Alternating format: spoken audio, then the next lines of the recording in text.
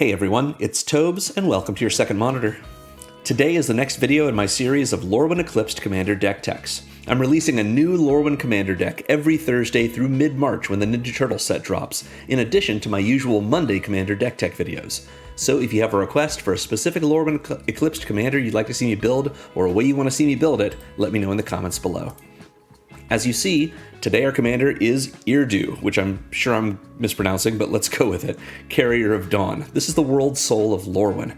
In the Magic multiverse, a plane's world soul is sort of the living essence of that plane, able to manifest physically as an avatar or elemental, or in this case, an elemental god. But the plane of Lorwyn has a dual-natured essence, so its world soul has a twin, Eirdu, Carrier of Twilight. These gods watch over Lorwyn and Shadowmoor, waxing and waning as the plane does, and stewarding that cycle's balance since Una is no longer around to interfere with it. This is a sweet card, and I'm excited to share what I put together for it. But before we get started, let's take a look at my deck building template. I like to build my decks around my commander. I want to show off why it's such a cool card and why I put it in the command zone at the head of my deck. So I put 30 cards toward doing whatever it asks of me. That is our game plan. It's what we do at the table and how we try to win. 30 more cards go towards supporting that game plan in the form of card advantage, acceleration, and interaction pieces. I usually run 1 or 2 sweepers, sometimes more if it would play into the game plan, sometimes none at all, but I almost always keep to my floor of 38 lands, so I can make sure I always hit my land drops and I can cast my spells. So let's talk about our commander. Eirdu, Carrier of Dawn, is a 5/5 legendary elemental god for 3 and double white. It has flying and lifelink, and it gives all of our creature spells Convoke, meaning we can cast those spells for their mana cost, and we can tap our creatures to produce either a generic mana for that casting, or a color of mana that comes from that creature's color. So for example, Eirdu we could tap for white. Also, at the beginning of our first main phase, we can pay a black, and if we do, we transform Eirdu into Eirdu. Eirdu is similar to Eirdu. It's a 5/5 flyer with lifelink, but rather than giving our creature spells Convoke, it gives all of our non-token creatures besides itself Persist. Meaning, if one of our creatures dies, if it has no -1/-1 counters on it, we can bring it back from the graveyard to the battlefield under its owner's control with a -1/-1 counter on it. And, just like the front side, at the beginning of our first main phase, we can pay a white instead of a black, and then transform Eirdu back into Eirdu. So we kind of get to choose, do we want Convoke this turn, or do we want Persist? Spoiler, in this deck we mostly want Persist. So I want to begin here by saying this video is a little bit of an experiment for me. 2 days ago I released a video for an Eirdu Eirdu Brawl deck that I built on Magic Arena, and I thought it might be cool to rebuild the deck here as a commander deck. Like the dual nature of Lorwyn and Shadowmoor, Brawl and Commander are kind of sibling formats, and while their construction rules are similar, they play very differently. I've linked that Brawl video in this video's description, so check it out if you're interested in the differences or if you want a way to practice your Eirdu sequencing before building this deck in paper. And if you're here today because you watched that video, thanks for watching. Let me know in the comments what you think of the differences between these decks, and if you'd like to see me do more Commander counterparts to my Brawl Builder Challenge decks that I build for Midweek Magic. With that all out of the way, let's talk strategy. Both sides of our commander are 5/5 flyers with lifelink, which is practically like having a Baneslayer Angel in the command zone. And the front side gives our creatures spells Convoke. So we have some built-in acceleration in white, a welcome addition to our commander that's probably coming down on turn 5. But as great as Eirdu is, Eirdu is the core of our deck. Giving all of our creatures Persist means we don't have to worry about losing them, so we can make profitable attacks and blocks with the knowledge that we'll get our friends back no matter what, albeit a little bit smaller than before. That's why we're only running 4 creatures with a toughness of 1, 2 of which enter with a 1/1 counter so they don't die immediately when they return with Persist, and the other 2 of which we're happy to see die a second time. But I'm getting ahead of myself. Let's back up and walk through the way this deck plays. We spend our early turns ramping and playing out inexpensive creatures that give us value or set us up for later turns. As soon as we're able, we play our commander. Depending on what we've already gotten into play, we can usually convoke out 1 or even 2 more creatures that same turn, since tapping creatures for Convoke, including Eirdu itself, doesn't care about summoning sickness. Or we can just hang tight and block with our big lifelinking commander.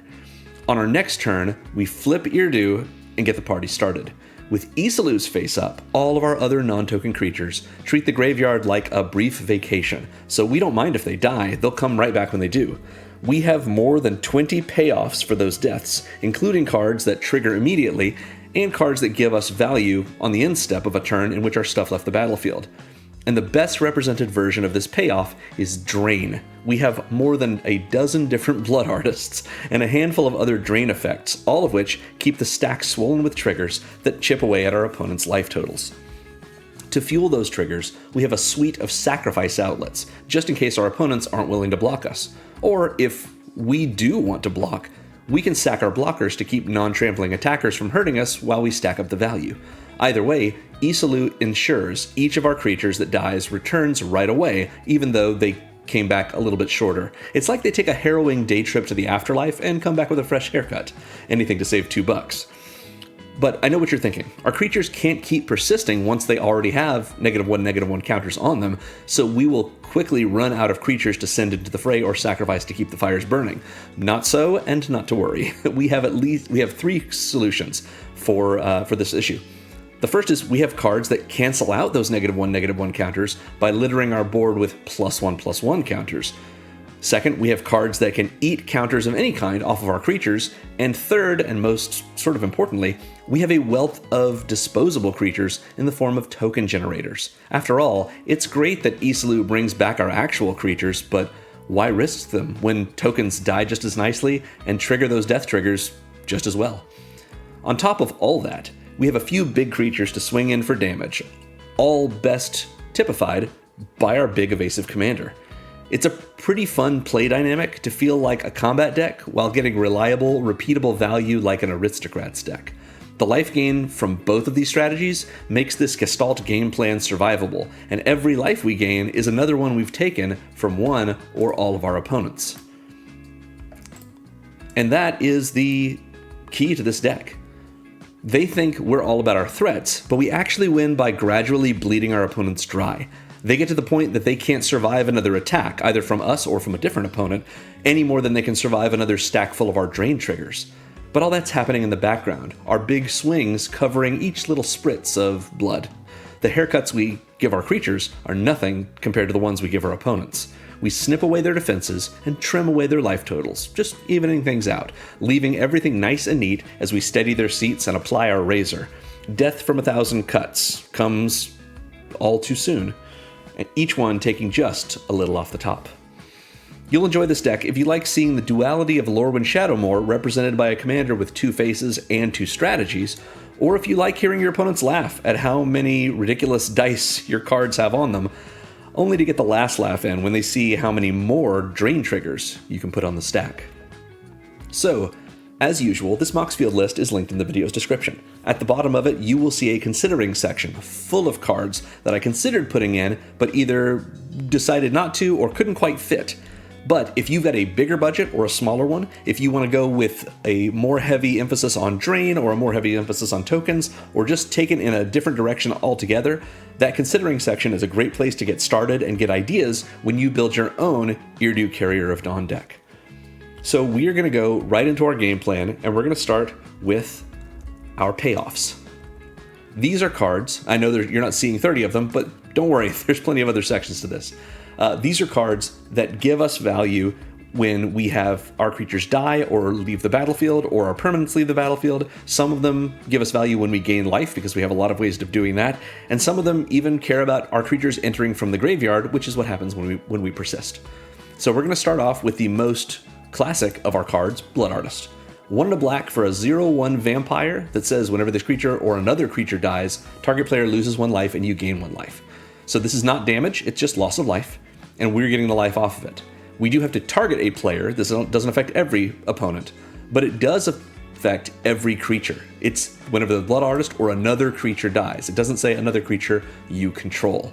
So that's a very valuable sort of symmetry, and it's the reason that Blood Artist is $2.50 for just a little 0/1. So yeah, this is the namesake for all of these effects that drain an opponent. And I want to be clear, I sometimes use the word drain just to mean opponents losing life. Drain, from the original spell drain life from alpha, actually refers to opponents losing life and us gaining life. That whole process is draining.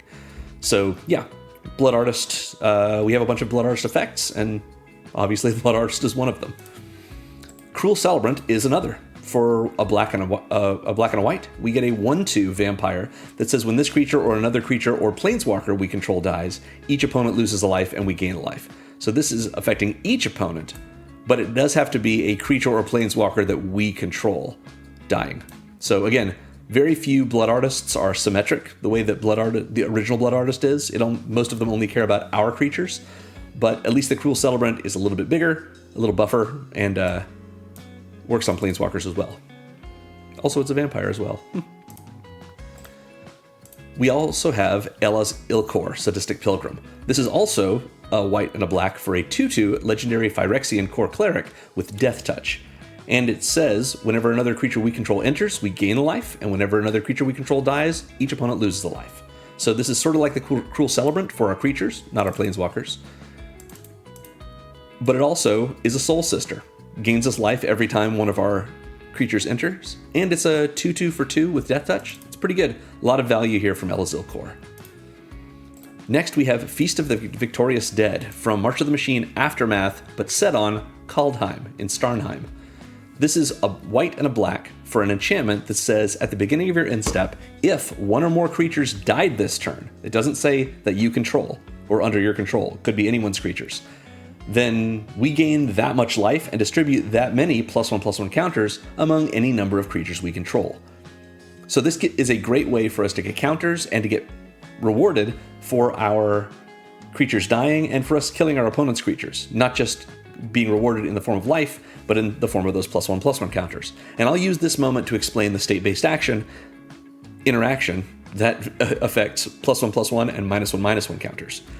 If ever a creature has any number of +1/+1 counters on it and -1/-1 counters on it, so for example, a creature that has persisted and has a -1/-1 counter on it, and then we put some +1/+1 counters on it from Feast of Victorious Dead, as a state-based action, the game checks how many it has of each type, and then each counter of opposite types annihilates each other until you're down to either no counters or more of the one. So for example, if we were to put 3 counters on a persisted creature, then that creature would have 3 +1/+1 counters and 1 -1/-1 counter.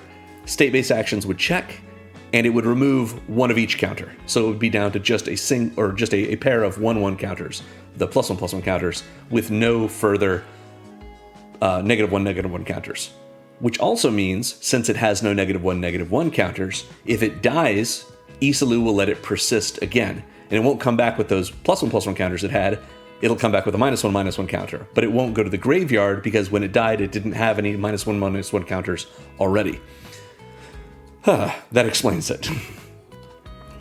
Next up, we have Marionette Apprentice. Love this card from Modern Horizons 3. 1 and a black for a 1/2 human artificer with Fabricate 1. That means when it comes in with either a +1/+1 counter, or we make a 1/1 colorless servo artifact creature token.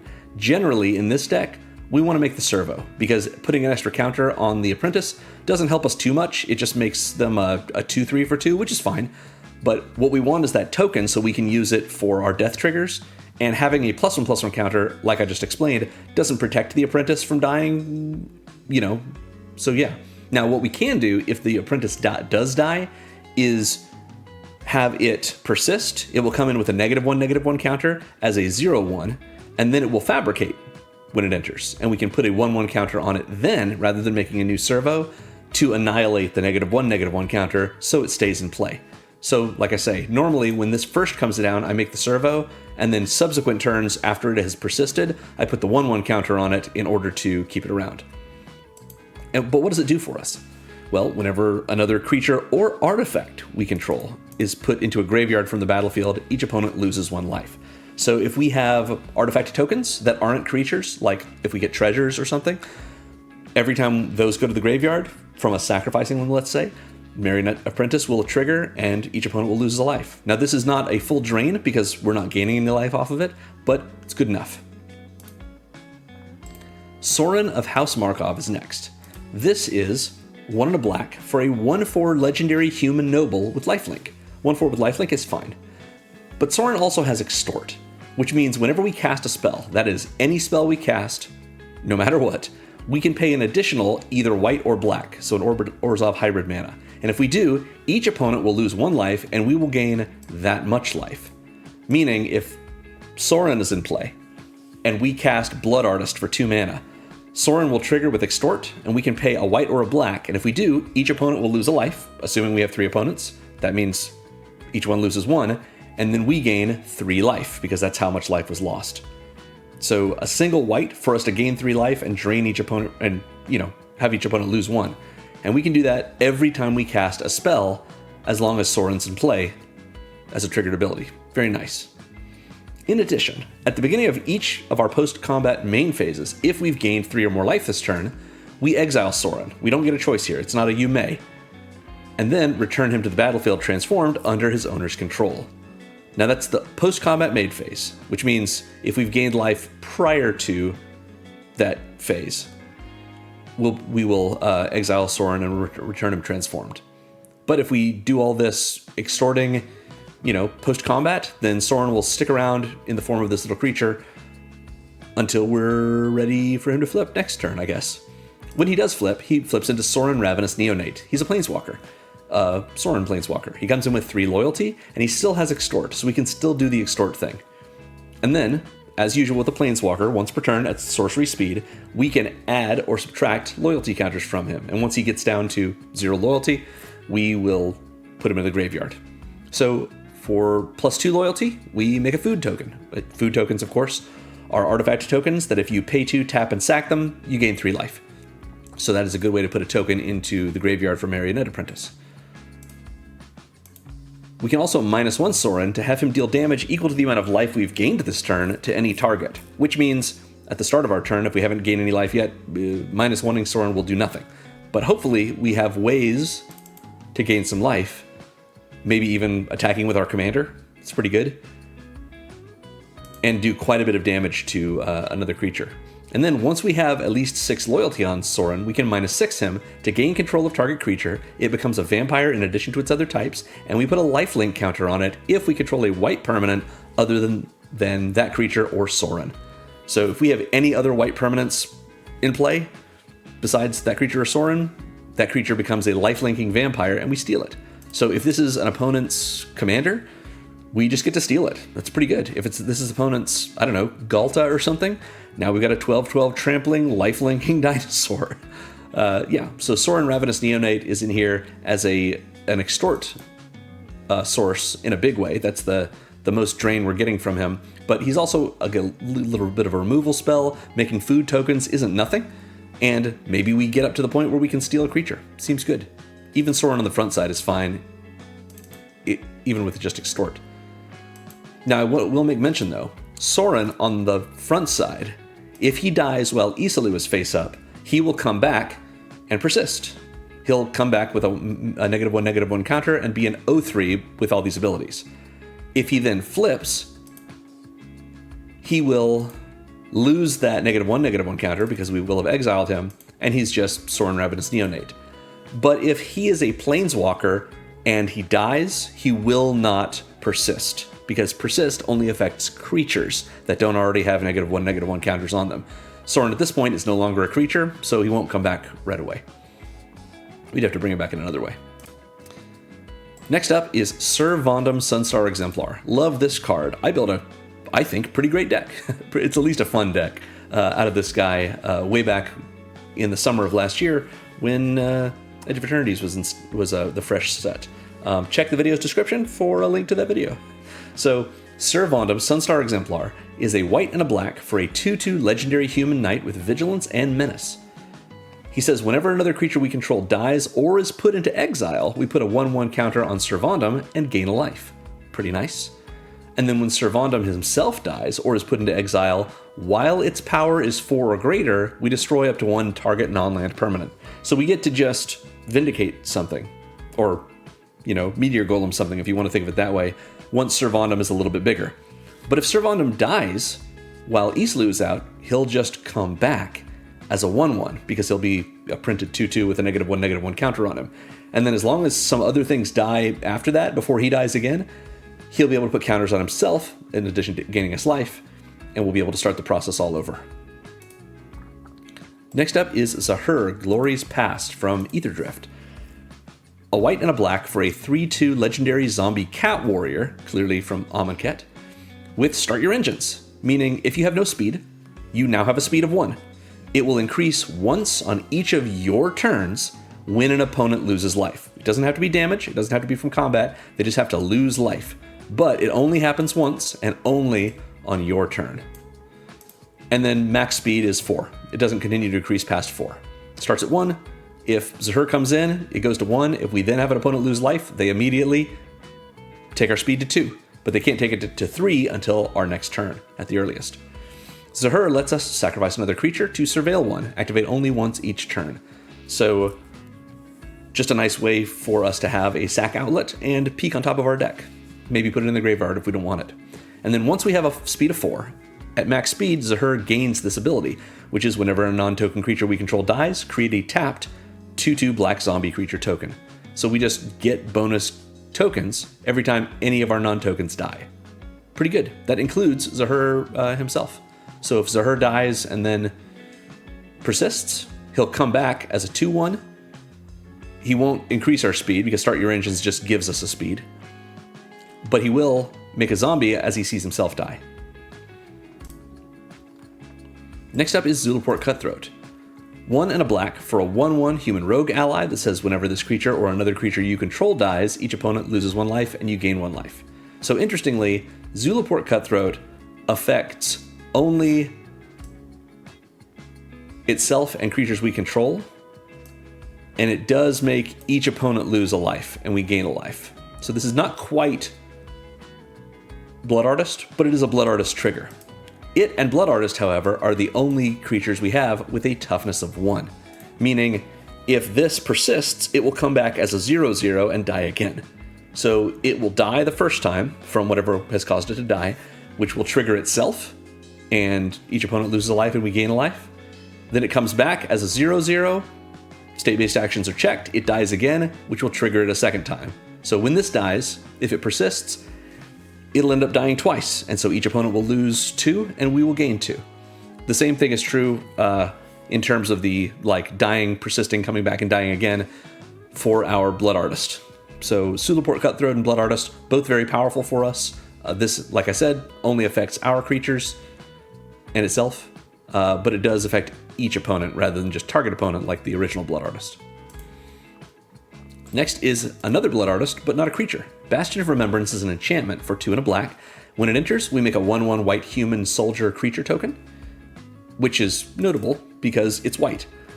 It being white is relevant when Eirdu's face up, so that we can convoke things by tapping that token to make white mana. So most of the time, people don't really care what color their tokens are. In this deck, it can be relevant because the front face of our commander lets us use those tokens to make mana for our creatures by convoking it. We're not actually making mana, we're just paying paying it as though we were making mana. Anyway, convoke works totally fine. But yeah, it's just relevant that this is a white human soldier creature token. We can only tap it to convoke a mono black creature spell by having it produce colorless mana. Anyway, or having it pay for a generic mana cost is what I should say. Convoke. Anyway, Bastion of Remembrance, not this token, but the Bastion itself says whenever a creature we control dies, each opponent loses a life and we gain a life. So same kind of thing that we just saw from the Zulaport Cutthroat, but on an enchantment. So it is a Blood Artist, even though it's not a creature. Next up is Embalmed Ascendant. 1, a white and a black for a 1/2 zombie with Start Your Engines. This is our only other Eirdu card that with Start Your Engines. So it'll give us a speed if we don't already have one. If we do, it doesn't do anything with Start Your Engines. It just means we have or have had Zahur out. Anyway, when it enters though, it comes with a 2/2 black zombie creature token, and this one is untapped. So we're paying 3, and we're getting 3 power and 4 toughness across 2 creatures. And once we reach max speed, which again in this deck, not hard to do, it becomes a Blood Artist. Whenever a creature we control dies, including itself, each opponent loses 1 life, and we gain a life. Next, we have Midnight Reaper. 2 and a black for a 3/2 zombie knight that says whenever a non-token creature we control dies, this creature deals 1 damage to you and you draw a card. So this turns our creatures dying and persisting into card draw, and if our creatures are gaining us so much life, either from lifelink or from these Blood Artist triggers or anything, we have plenty of life to spend on the damage for this, so we don't mind it. If you would rather run Morbid Opportunist, which is a card for the same cost, that is a 1/3 that only triggers once each turn but doesn't do any damage to us, you could do that instead. I think the Midnight Reaper is a little more fun, so yeah. Next up is Susurran Voidborn from Edge of Eternities. 2 and a black for a 2/2 Vampire Soldier that says whenever this creature or another creature or artifact you control dies, target opponent loses 1 life and you gain 1 life. So this is a little bit more like the original Blood Artist. It's target opponent. It's something worth paying attention to, but it does trigger on artifacts. However, we can also warp it in, which means we can pay a single black to cast it. It will come in, and at the end step, we exile it, and we're allowed to cast it on a later turn from exile for its regular cost. Now, why would we do all this? Why do we want it in for just 1 turn? Well, there's a couple of reasons. We might be expecting to sacrifice or otherwise lose a bunch of our creatures, or at least one of our creatures, and we don't have enough mana to cast it for its full cost, so we warp it in for 1, let our other creatures die and persist them, hopefully, and get our triggers while the Voidborn's in play. But even better is warping the Voidborn in and letting it die and persist, meaning it will return to the battlefield under our control with a -1/-1 counter on it, making it a 1/1. It will trigger itself when it dies, as well as trigger whenever it sees anything else die at the same time, and it will come back not warped. It's a new object since it changed zones, so we don't have to exile it. It'll stick around as just a 1/1 Blood Artist for us. Pretty good. Next is Twilight Diviner from Lorwyn Eclipsed. Really cool card. 2 and a black for a 3/3 Elf Cleric that when it enters, we surveil 2. So we look at the top 2, we can put them back on top in any order or put 1 or both of them into our graveyard. And whenever 1 or more creatures we control enter, if they entered or were cast from a graveyard, create a token that's a copy of 1 of them, and this ability triggers only once each turn. So if we have, let's say, our Midnight Reaper die, Twilight Diviner is going to see it come back when Isilou lets it persist. It will come back with a -1/-1 counter on it, but it will enter from a graveyard, so we make a copy of it. That copy does not have a -1/-1 counter on it because the copy didn't persist. It was created once the Midnight Reaper came in, and copies copy the printed card, not any modifications to them. So that's only once each turn, but if that happened, then we get an extra Midnight Reaper. But what if we had the Embalmed Ascendant and the Midnight Reaper both persist? Maybe they both died at the same time because they both blocked, they were dealt damage at the same time, Isilou triggers, and they both persist. Well, we decide which one comes back first, which persist trigger resolves first. If we resolve Midnight Reaper first, Twilight Diviner will trigger, and we'll make a copy of it. And then Embalmed Ascendant will come in, and we won't make a copy of it, because this triggers only once each turn. If we somehow had multiple creatures enter at the same time, which persist won't do, because each creature persists separately, but if we did have multiple creatures enter at the same time from our graveyard, we can only copy 1 of them, but we're still getting a copy of whichever one is better in that moment, so Twilight Diviner is pretty nice for us, being able to get copies of our creatures and thereby even more value from our things persisting. Next up, I really like Elegy Acolyte from Edge of Eternities. 2 and double black for a 4/4 human cleric with lifelink that says whenever 1 or more creatures we control deal combat damage to a player, we draw a card and lose a life. So it's like our Coastal Piracy that comes with a 4/4 lifelinking body. It does cost us a life, but still. I guess it's not Coastal Piracy because it's 1 or more creatures. So if we have 2 creatures deal damage to 1 player, we only draw 1 card. But if we have 2 creatures that are each dealing damage to 2 different players, since this says a player, they will both trigger this, and so we'll draw a card and lose a life twice. And Elegy Acolyte has Void. At the beginning of our end step, if a non-land permanent left the battlefield this turn, or a spell was warped this turn, where'd it go? Warped. Then we make a 2/2 colorless robot artifact creature token. So this only requires that something leave the battlefield. As long as it was not a land and it was a permanent and leaves the battlefield, or of course something was warped, we get a robot. It doesn't have to be one we controlled, but it sure can be, so Persist really helps with this. Next we have Falkenrath Noble. This is 3 and a black for a 2/2 flying vampire noble that says whenever it or another creature dies, target player loses a life and we gain a life. This is the Blood Artist trigger, the actual one. It's target player losing a life and we gain a life, but it's also this creature or another creature, not one that we control. So this affects all the creatures on our opponent's playmats as well. Yeah, worth remembering. I know it's a little funky to see all of these different ways of Blood Artists triggering, you know, this is target player, and, you know, it's an actual drain, and it's this creature or another creature, versus this is a creature or artifact, but we have to control it, and target opponent loses life and we gain a life. This is each opponent loses life and gains life, but it's only creatures and it's only ours. I understand it's a little complicated, but you play this deck a little while and you figure it out. The same is true of the messy stack that this deck tends to generate. It becomes something that you can easily figure out once you've done it enough, and, you know, maybe bring a notepad to remember what your triggers are going to be, write them all out, go through them. It's not too bad. And most pods are going to let you shortcut these things. Just don't come back 2 turns later and say, oh wait, you know, everyone else is actually down by 2 more life and I gained 3. Don't worry about that. Just let it pass. You'll master it as you continue to practice. If you want to, again, see this illustrated, play the version I have in the video I've linked in the description for the Brawl deck on Arena. You'll see how the stack can get crazy messy. And I don't think I do a lot of like reordering in that video of the stack, but you sure can. Anyway, next up is Pitiless Plunderer. I love this card from originally Rivals of Ixalan.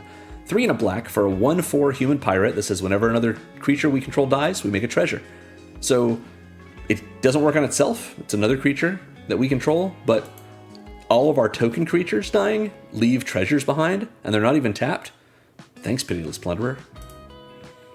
Priest of the Crossing is next from the Aetherdrift Commander product. 3 and a white for a 3/3 zombie bird cleric. It's a bird with flying. That says at the beginning of each end step, put X +1/+1 counters on each creature you control, where X is the number of creatures that died under your control this turn. That means if our creatures die and persist, with Priest of the Crossing in play, including itself, all of those -1/-1 counters are just erased. And for each additional creature beyond the first that died, they're ending up getting a net positive number of +1/+1 counters on them. This is a very powerful effect on a body that the effect itself is often, you know, 4 mana anyway. Baron Step Siege from Tarkir Dragonstorm is 2, a white, and a black, and one of the options for it is just put a 1/1 counter on each creature you control at the end step. Priest of the Crossing lets us put multiple counters, even though they are contingent on our creatures dying under our control this turn, but we can put multiples, and it's on a body that we can persist, and if it dies and persists, it's going to trigger at the end step and put counter on itself, just reset itself. Very nice. Next is Sir Conrad the Grim. Of course it is. In an Aristocrats deck, of course we're running Sir Conrad. Love this guy from Throne of Eldraine. 3 and double black for a 5/4 legendary human knight that does this. He deals 1 damage to each opponent. In order to do that, one of 3 things has to happen. Either another creature has to die. Doesn't have to be ours. It doesn't have to be a non-token. It just has to be any creature on the battlefield other than Sir Conrad himself. That's the first condition to make him do 1 damage to each opponent. The second condition is a creature is put into a graveyard from anywhere other than the battlefield. So this is not creatures leaving the battlefield, this is creatures being milled, this is creatures being discarded. Any creature cards that go into a graveyard will trigger Sir Conrad, whether they went from the battlefield or anywhere else. He will trigger and do a damage to each opponent. The third condition is a creature card leaves our graveyard. This only applies to our graveyard, but if a creature leaves it, Sir Conrad triggers. That means if we have Isalu and Sir Conrad in play, and one of our other creatures dies and persists, Sir Conrad will trigger twice, because that creature died, and then that creature card left our graveyard to come back to the battlefield. Sir Conrad will do 2 damage to each opponent. This is damage, not loss of life, in case that's relevant. But yeah, 3 different ways for Sir Conrad to trigger, especially in sort of a Blood Artisty way. Even though he isn't draining and like gaining us life, he's still doing damage and doing a lot of it. Sir Conrad has a reputation at commander tables as being a big jerk. So a lot of times people will use their removal on Sir Conrad rather than on something else, which is fine. Let them waste their removal or use their removal on this removal bait rather than on something like our commander, which our deck is sort of built around. In addition to all that, Sir Conrad can have each player mill a card if we pay 1 and a black. Don't have to tap, so we can do this as many times as we feel like and can pay for. The reason this is relevant is because if anyone mills a creature, then a creature was put into a graveyard from somewhere other than the battlefield, and Sir Conrad will trigger and do a damage to each opponent. Yep, that's what he does. Also, his lantern is a skull. Really cool. Next up is Liliana Dreadhorde General. Liliana's my favorite character in Magic. Can't wait to see what they do with her in Reality Fracture at the end of this year. And I'm so excited that they reprinted this card in Foundations from War of the Spark, the best animated trailer for any Magic set. Anyway, Liliana Dreadhorde General is 4 and double black for a 6 loyalty legendary Liliana Planeswalker. With the static ability, whenever a creature we control dies, draw a card. Just replace our creatures, even if they're persisting. Just draw a card. Great. It's Midnight Reaper without us losing life. We can +1 Liliana to make a 2/2 zombie. We can -4 Liliana to make each player sacrifice 2 creatures of their choice. That does include us. But our creatures are either token zombies or other tokens, or they can persist with our commander in play as long as we're not choosing our commander themselves. And when we sacrifice those creatures, well, that sure sounds like 2 of our creatures died, so we're going to draw 2 cards from that. In addition, if our opponents are inattentive enough to let us get Liliana to -9, then we can -9 her, and each opponent chooses a permanent they control of each permanent type and sacrifices the rest. This includes lands. So everyone's going to choose their favorite land, creature, artifact, enchantment, battle, planeswalker, and sacrifice the rest. Nice. Kind of a board wipe, but not a likely one. Anyway, this is Vein Ripper. 3 and triple black for a 6/5 flying vampire assassin with ward, sacrifice a creature. Meaning if our opponents target Vein Ripper with a spell or ability, they have to sacrifice a creature or that spell or ability is countered. That's every time they target it with something. So if they don't kill it the first time, good luck. And it has this ability. Whenever a creature dies, target opponent loses 2 life and you gain 2 life. This is, again, every creature on the battlefield, not just ours, not just the non-tokens. And it applies to its own ward effect. So in order for them to target this with a kill spell, they have to sacrifice a creature to the ward, which will trigger it. And then if they kill it, it will trigger itself again because it will see itself die. And target opponent loses 2 and we gain 2. That's better than, 1, but it is target opponent, so worth thinking about. Also, what a nice big flyer. Finally, we have a room enchantment from Duskmourn. If you haven't seen rooms before, this is a split card on a permanent. So the way this works is, when it's in your hand, you can cast either side of it. Let's say we're going to cast Funeral Room. It's an enchantment for 2 and a black that says whenever a creature we control dies, each opponent loses a life and we gain a life. It's another Blood Artist. It enters the battlefield and it is just Funeral Room. This side is called a door and it is unlocked because we cast it. The other side is another door which is still locked. At sorcery speed, we can unlock it by paying its casting cost, 6 and double black. And when we do, this card now has both sets of text, both the Blood Artist effect of Funeral Room and the Awakening Hall effect, which is a triggered ability. Whenever we unlock this door, return all creature cards from our graveyard to the battlefield. It's just a mass reanimate spell. So we can either cast it as the Funeral Room and then later unlock the Awakening Hall, or we can cast it as the Awakening Hall first, and once it hits the battlefield, it does this. At sorcery speed, we can pay 2 and a black and unlock the funeral room. Generally, we're unlocking the funeral room first in this deck to get ourselves another Blood Artist in play. It's essentially Bastion of Remembrance on this side without making a token. And then we hang on to Awakening Hall for later when we have a bunch of our creatures go to the graveyard and not come back with Persist, including our commander. And so we just pay 8, which is a lot, to be fair. But if it's late game enough, we're probably going to be able to afford that. And we bring everything back, ready to go again. It is worth mentioning, Eirdu is the backside of our commander. So if we reanimate our commander, it comes back with the front side up. So we're going to have to wait till our next pre-combat main phase to pay the black to its triggered ability and flip it back to Eirdu if that's what we want to do. And those are our payoff cards. We have some more to our game plan, which is a bunch of drain effects. We've seen a lot of these, but we'll go through all of them. Blood Artist, of course, is our first Blood Artist. Corpse Knight is next. This is a white and a black for a 2/2 zombie knight that just has one ability. Whenever another creature we control enters, each opponent loses a life. That means we're not getting triggers from this to drain our opponents when our creatures die, but when they persist, and of course when they come in initially, the Corpse Knight will trigger and each opponent will lose a life. It doesn't give us any life, only triggers on them entering, but it is a way for us to drain our opponents out. So yeah. Cruel Celebrant, Elazilkor, Marionette Apprentice are all Blood Artists, as are Zulaport Cutthroat and Bastion of Remembrance. Sorin of House Markov is not a Blood Artist, but does have Extort on both sides. Next up is Braids, Arisen Nightmare. This is 1 and double black for a 3/3 legendary Nightmare, with a triggered ability at our end step. At the beginning of our end step, we may sacrifice an artifact, creature, enchantment, land, or planeswalker, whichever thing we want, one of these permanents. If we do, each opponent may sacrifice a permanent of their choice that shares a card type with the one we sacrificed. And for each opponent who doesn't, that player loses 2 and we draw a card. So this is a way for our opponents to sort of drain themselves if they choose not to sacrifice something. If we have a lot of creatures in play, especially tokens, sacrifice one of those. Our opponents are either going to have to sacrifice a creature or lose 2 and give us a card draw. If we have a lot of land in play, sometimes it's right for us to sort of stone rain ourselves in order to possibly stone rain everyone else.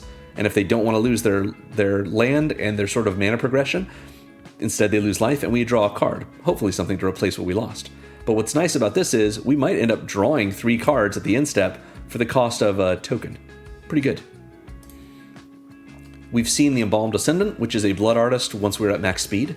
Next up we have Combal Profiteering Mayor from Outlaws of Thunder Junction. 1 a white and a black for a 2/4 legendary human advisor that says whenever 1 or more tokens your opponents control enter. For each of them, create a tapped token that's a copy of it. This ability triggers only once each turn. Meaning if one opponent makes a Scoot Swarm token, let's say, during a turn, it doesn't say just their turn, we get a tapped Scoot Swarm token as well. If they were to make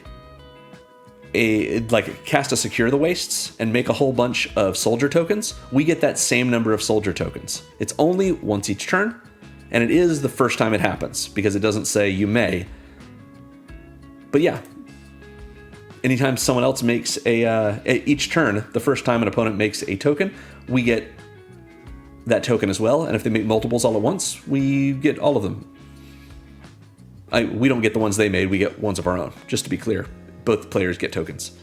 Anyway, whenever 1 or more tokens we control enter, each opponent loses a life and we gain a life. So this is 1 or more tokens, but that means this triggers multiple times per turn. It's just 1 time per event of token creation on our part. So Combal is another way for us to drain out our opponents by us having tokens, and because of his first ability, by our opponents making tokens, and therefore we make them. We've seen the Suzerain Voidborn and the Falconwrath Noble. They are Blood Artists. So is Grave Venerations. This is from Lorwyn Eclipsed Commander. It's 3 and a black for an enchantment that says when it enters, we become the Monarch. The Monarch is a great mechanic in Magic. It does 2 things. When you are the Monarch, at the start of your end step, you draw a card. That's the only benefit it gives you. But that's a free card at the start of your end step every turn that you end when you're the Monarch. The other rule for it, the only other one, is anytime a player does combat damage to the monarch, the player that did that combat damage becomes the monarch. So this encourages players to attack each other so that they can get that extra card draw at their end step. Grave Venerations, however, just makes us the monarch. And so that's pretty good. We get to start off the monarchy thing, meaning our opponents are going to attack us, so we can either just let them hit us because we've probably got plenty of life, or we could block with our creatures and thereby lose them and thereby persist them and just trigger all of our Blood Artists, including Grave Venerations itself, because whenever a creature we control dies, each opponent loses a life and we gain a life. Pretty good.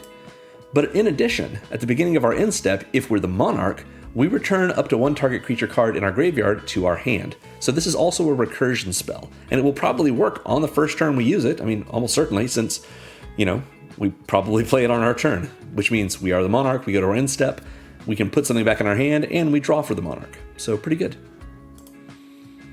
Grey Merchant of Asphodel is next. This is Gary, beloved by so many Magic players. 3 and double black for a 2/4 zombie that when he enters, each opponent loses X life, where X is our devotion to black, and we gain life equal to the life lost this way. So if our devotion is 2 and we have 3 opponents, each opponent's going to lose 2 and we're going to gain 6 life. Now I know you may be asking, what is devotion to black? Devotion is, we look at all the cards that we have in play, all of our permanents, and we count up the black mana pips in their casting costs. That total is our devotion to black. So for example, if we have these 8 cards in play and nothing else, then our devotion to black is 2, 3, 4, 5, 6, 7, 8, 9, 10, 11. Meaning Gary would drain each of our 3 opponents for 11, and we would gain 33. Pretty sweet. What's nicest about this is if Gary then dies and persists, Gary has entered again and it will happen again. The fact that he has counters on him doesn't change our devotion. And if we are able to get this in and make copies of it, each copy is going to count its own pips as well as the original pips. And yeah, Gary can be a real kill spell for us, especially later in the game. We've seen Sir Conrad. Sir Conrad is kind of a Blood Artist. Doesn't drain life, it does damage, but does a lot more. We've seen Vein Ripper. Vein Ripper is like a much stronger Blood Artist. And of course, Funeral Room is a Blood Artist as well. So that is our drain section. We've got a lot more that goes into this game plan, but that's the majority of it.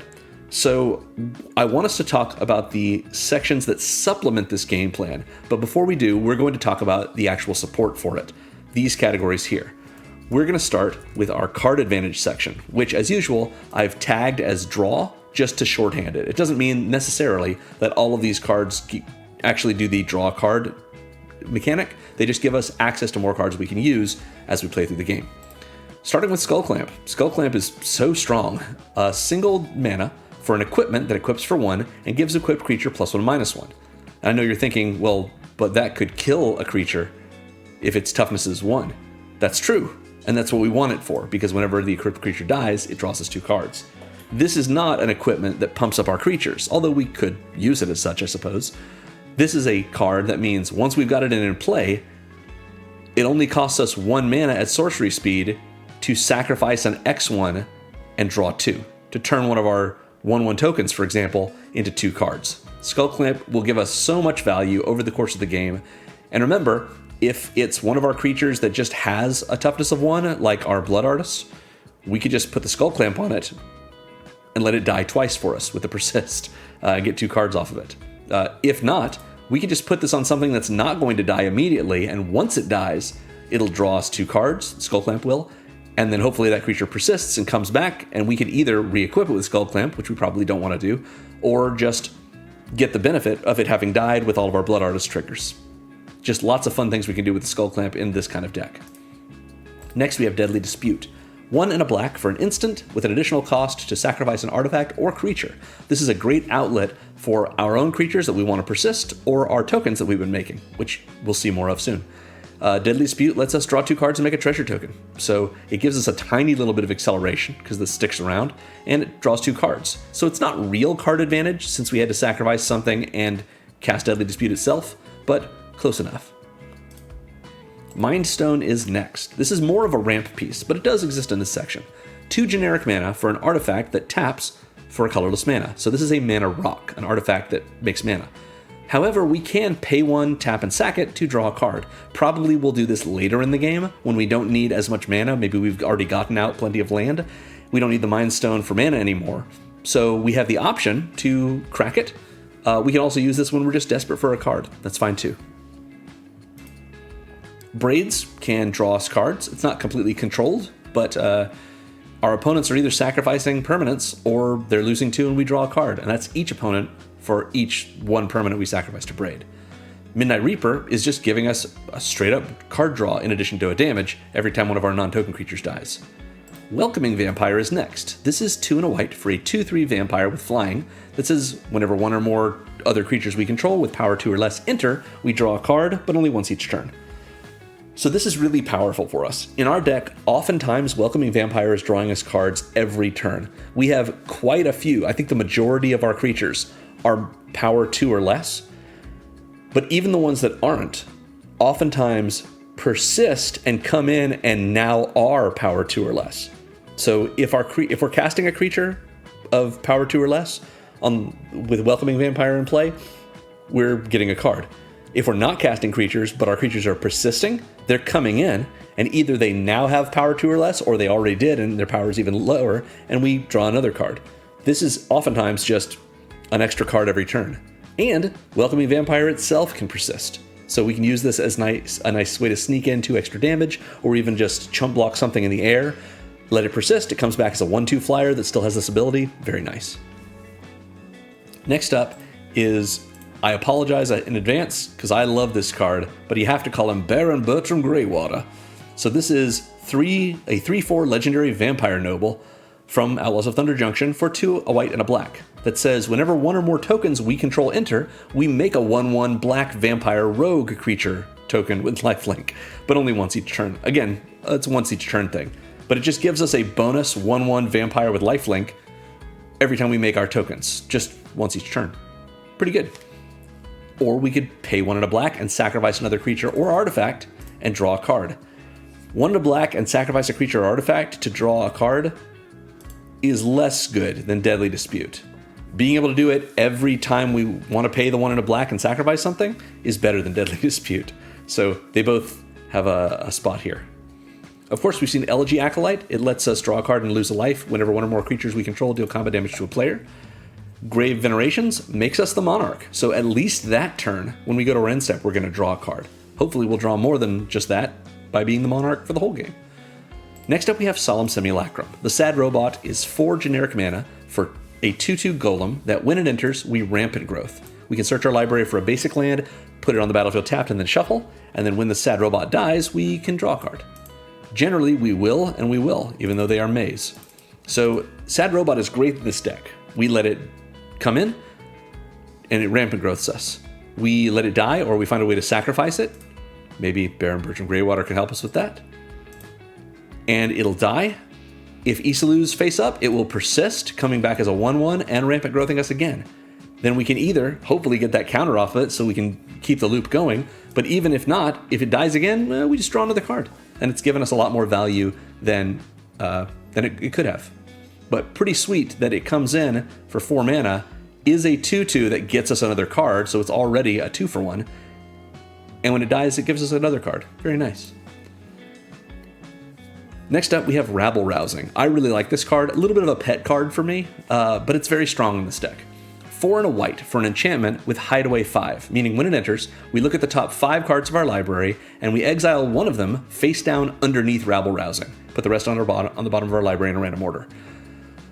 Whenever we attack with 1 or more creatures, we make that many 1/1 green and white creature citizen tokens, or citizen creature tokens. These are Streets of New Capenna citizens. So if we attack with 5 creatures, we make 5 of those tokens. If we attack with 20 creatures, we make 20 tokens. They are not tapped and attacking, they're untapped and just hanging out.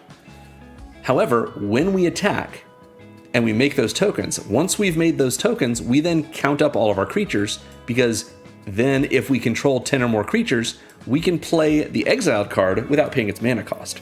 So the play pattern with Rabble Rousing is you look at the top 5 and you find the biggest, most expensive, or just most powerful card among the spells that you see, put it under rabble rousing, and then find a way to attack with 5 creatures. Because we don't care if those creatures die, we're going to be able to persist them generally anyway.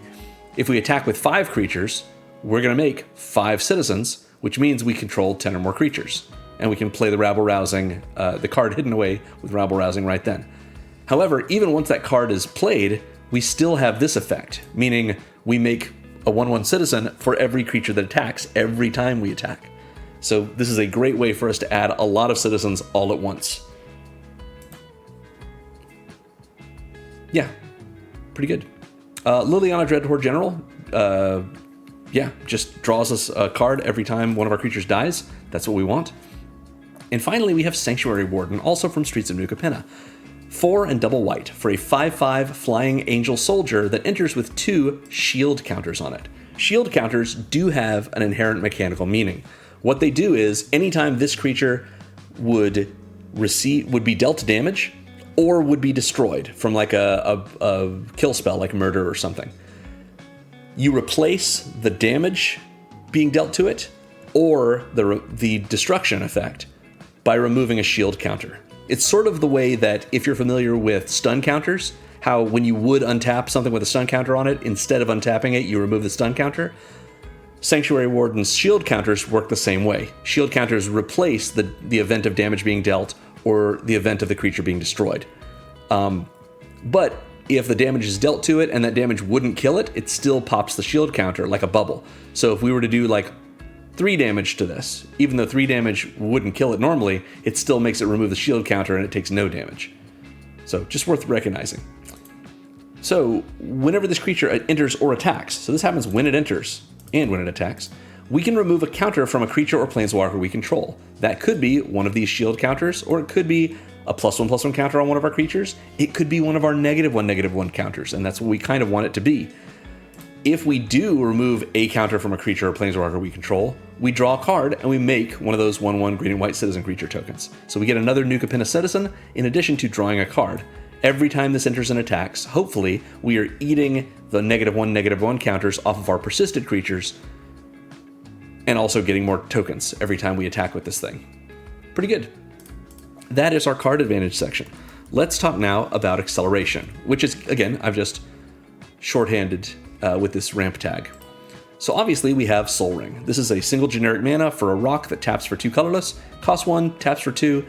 It's the symbol of the format. You're going to put it in your deck. Go for it.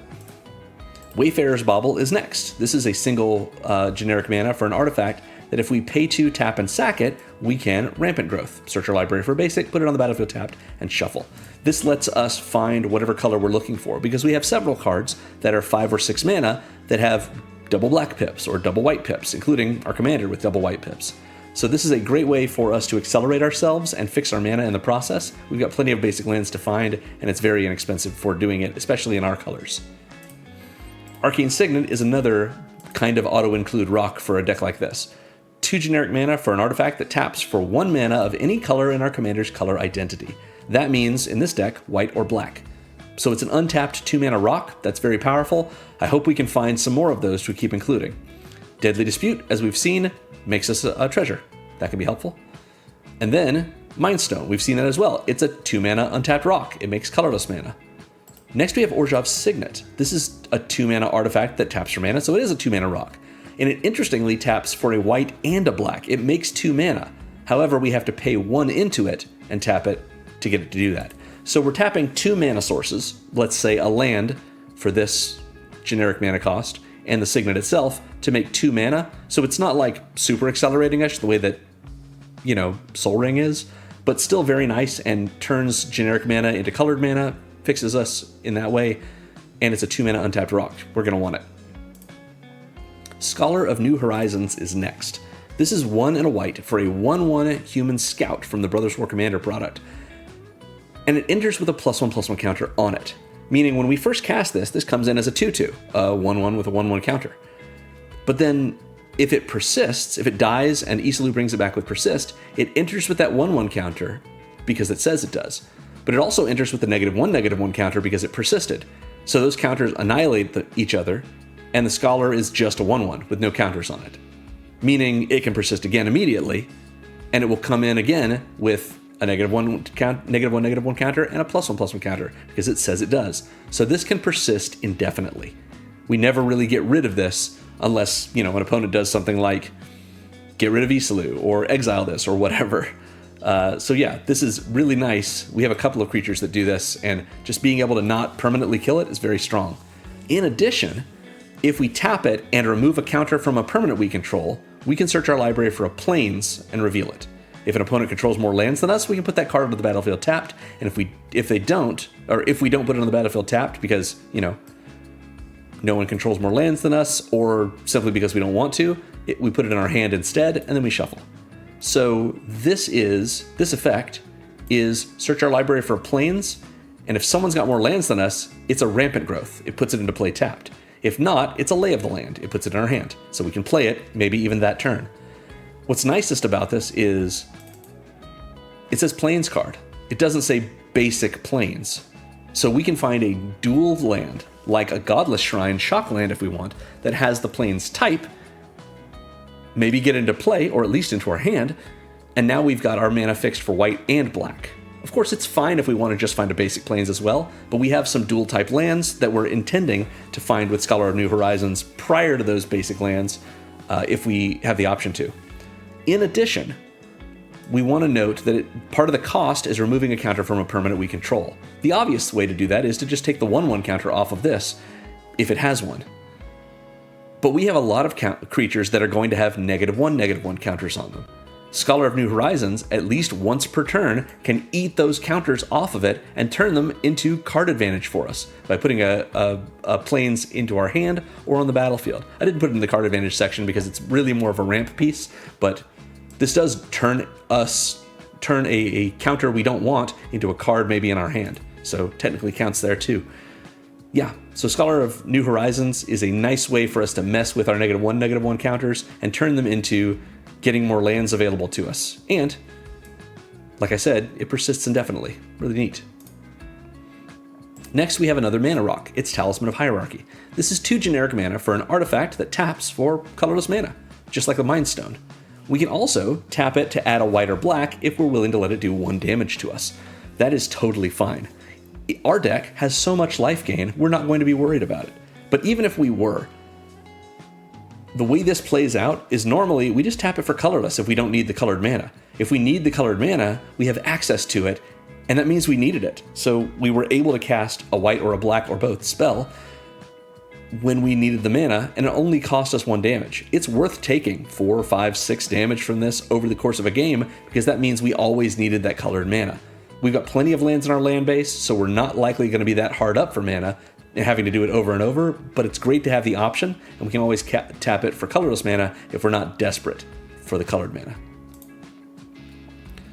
We've seen our last 2 acceleration pieces. Pitiless Plunderer makes us a treasure token every time one of our other creatures dies, and the Sad Robot rampant growths us every time it enters, which it's likely going to be doing at least twice during our game. So pretty good. Those are our acceleration pieces. We also have interaction here, which again I've just shorthanded as removal.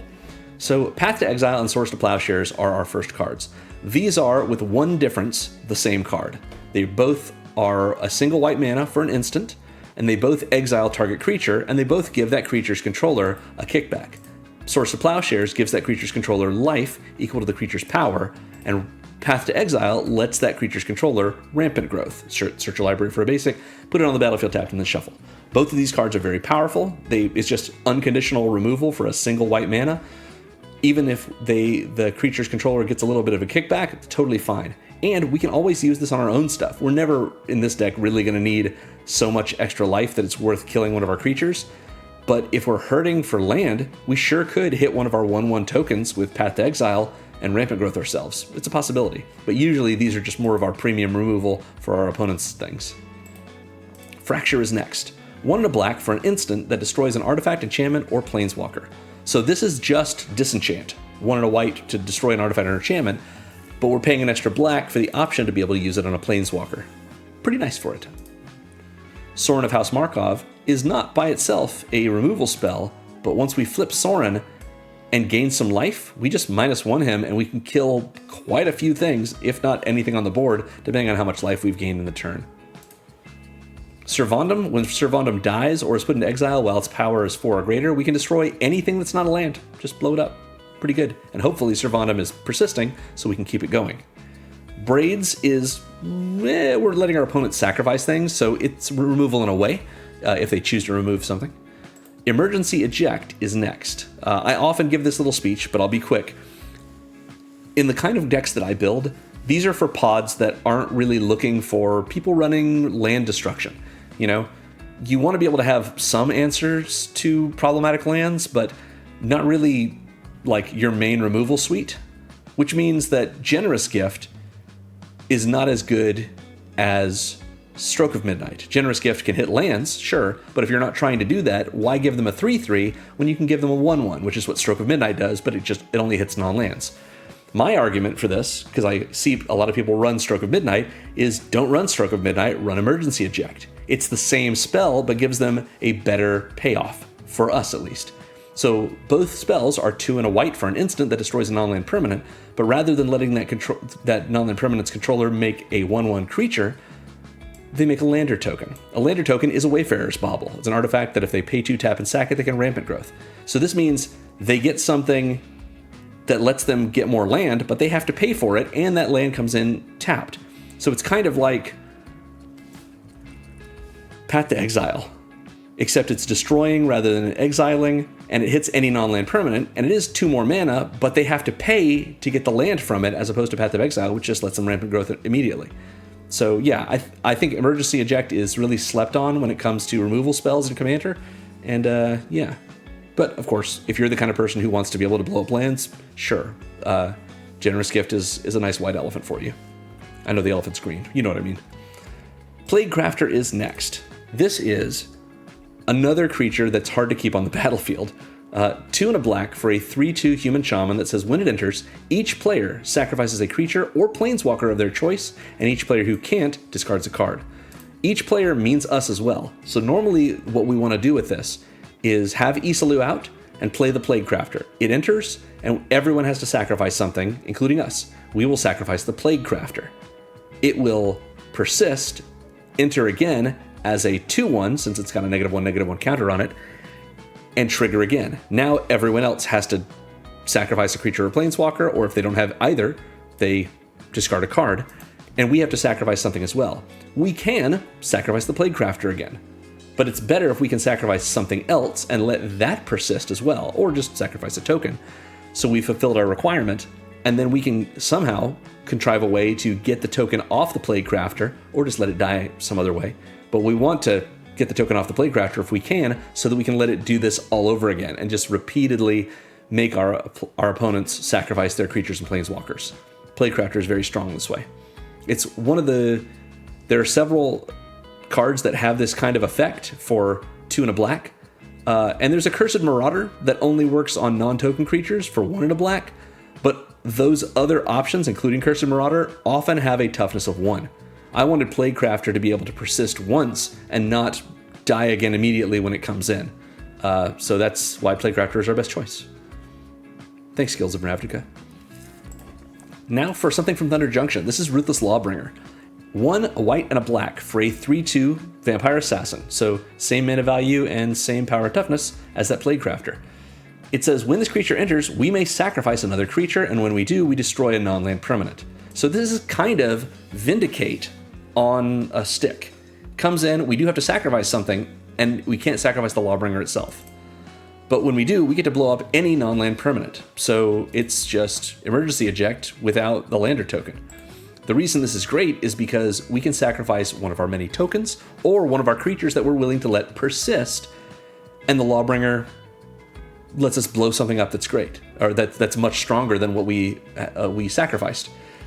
And then, if we contrive a way to kill the Lawbringer or sack it to one of our sack outlets, it will persist, assuming Isalu's in play, and do this all over again.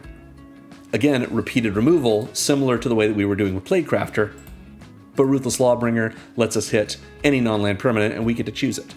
Pretty sweet. Next we have Shriekmaw.